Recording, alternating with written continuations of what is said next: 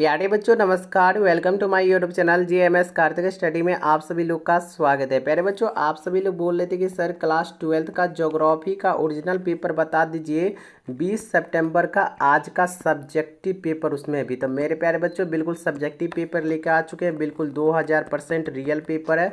अगर नहीं मैच किया तो चैनल को आके बिल्कुल अनसब्सक्राइब कर सकते हैं, ठीक है।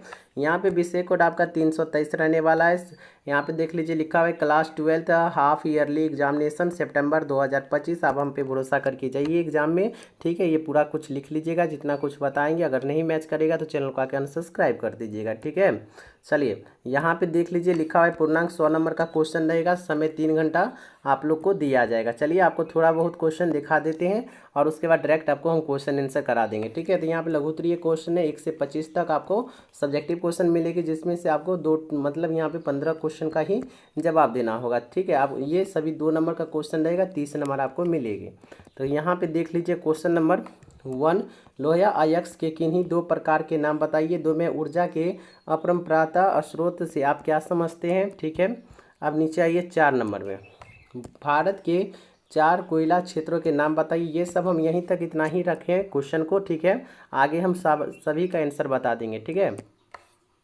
तो यहाँ पे आ गया दीर्घ उत्तरीय प्रश्न 26 से 33 तक का। सॉरी दीर्घ उत्तरीय है जिसमें आपको 5 ही दीर्घ उत्तरीय बनाना है, 4 नंबर का रहने वाला है। तो यहाँ पे देख लीजिए चतुर्थांश क्रियाकलापों का वर्णन कीजिए। 27 में जल प्रदूषण के परिणामों का वर्णन कीजिए, ठीक है। आपको हम डायरेक्ट आंसर क्वेश्चन आंसर दिखा देते हैं, ठीक है। सबसे बेहतर रहेगा, टाइम भी आपका भी बचेगा, मेरा भी बच जाएगा, ठीक है। यहाँ पे देख लीजिए क्वेश्चन नंबर 1 है लो अयस्क के किन्हीं 2 प्रकार के नाम बताएं। पहला में लिखिएगा लो अयस्क के 2 प्रकार है, हेमेटाइट और में लिखिएगा 2 में, दूसरा में लिखिए, ये पहला हो गया और ये दूसरा में लिखिएगा कि मैग्नेटाइट, ठीक है। तो यहाँ पे हो गया इसका आंसर क्वेश्चन नंबर 1 का।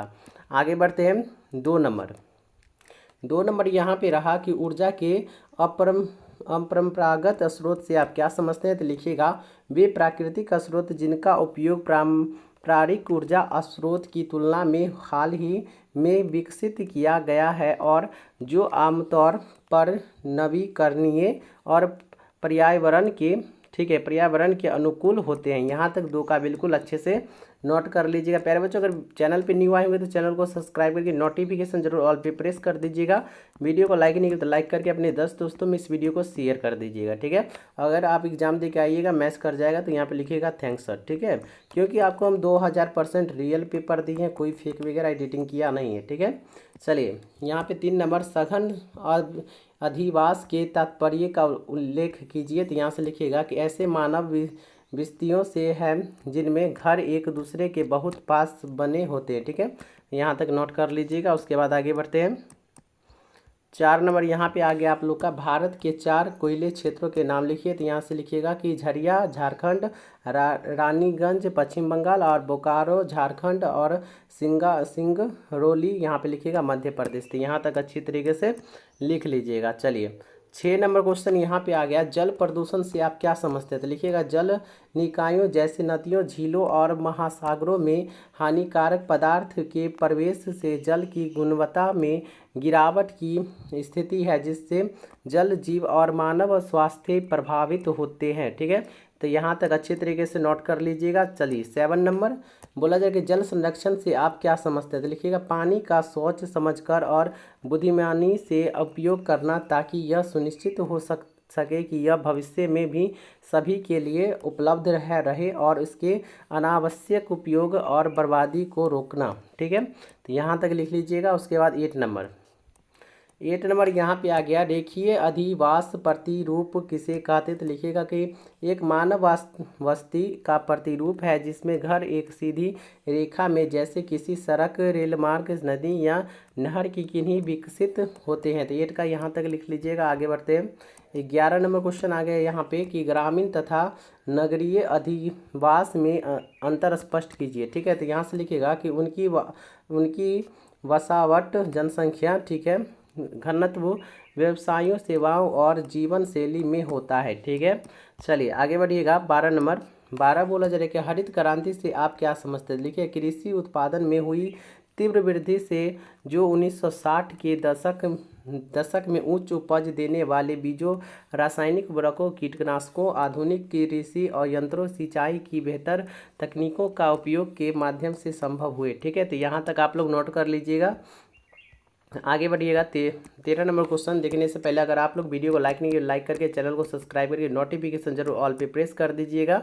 ठीक है, तो यहाँ पे देखिए 13 नंबर, भारत के किन्हीं 4 औद्योगिक नगरों के नाम लिखिए। ए में है मुंबई, कोलकाता, बेंगलोर और अहमदाबाद। ठीक है, अहमदाबाद। ठीक है, चलिए यहाँ तक 13 का नोट कर लीजिएगा। उसके बाद 14 नंबर आ गया। यहाँ पे 14 नंबर बोला जा रहा है जनसंख्या वृद्धि को परिभाषित कीजिए। ए में है किसी निश्चित अवधि में किसी क्षेत्र में रहने वाले लोगों की संख्या में होने वाला परिवर्तन। उसके बाद आगे बढ़ेगा, यहाँ पे हो गया आप लोग का 26 नंबर क्वेश्चन बोला जा रहा है कि चतुर्थ क्रियाकलापों का वर्णन कीजिए। तो ज्ञान और सूचना पर आधारित वे जटिल बौद्धिक कार्य हैं जिनमें अनुसंधान, विकास, शिक्षा, परामर्शन, वृत्ति नियोजन और सूचना प्रौद्योगिकी जैसे क्षेत्र शामिल है। तो यहाँ तक 26 का अच्छी तरीके से नोट कीजिएगा। 27 नंबर यहाँ पे आ गया आप लोग का जल प्रदूषण के परिणामों का वर्णन कीजिए। तो लिखिएगा जलीय परिस्थितियों तंत्र का विनाश, खाद्य श्रृंखलाओं में विषाक्त पदार्थ का प्रवेश, मानव स्वास्थ्य पर बुरा प्रभाव, हैजा, टाइफाइड, पेस्टिस, त्वचा रोग और जैव विविधता में कमी शामिल है। ठीक है, तो 27 का यहाँ तक नोट कीजिएगा। 28 नंबर लास्ट क्वेश्चन है। ठीक है, 28 नंबर बोला जा रहा है क्या सूक्ष्म तथा आदर्श कृषि में अंतर स्पष्ट कीजिए। तो यहाँ से लिखिएगा सूक्ष्म कृषि में कम वर्षा वाले क्षेत्रों में मिट्टी की नमी को बनाए रखने और कम पानी वाले फसलों का उगाने पर जोर दिया जाता है, जबकि आदर्श कृषि उच्च वर्षा वाले क्षेत्रों में की जाती है जहाँ पानी की अधिकता होती है, जिससे बाढ़ या जल जमाव की समस्या हो सकती है और अधिक पानी की आवश्यकता वाली फसलों जैसे चावल और गन्ना उगाई जा सकती है। ठीक है, तो 28 का यहाँ तक था कंप्लीट हो गया। चैनल पे न्यू आएंगे तो चैनल को सब्सक्राइब करके नोटिफिकेशन प्लीज़ और चैनल को सब्सक्राइब करके नोटिफिकेशन ऑल पे सेट कर लीजिएगा और वीडियो को लाइक कर दीजिएगा।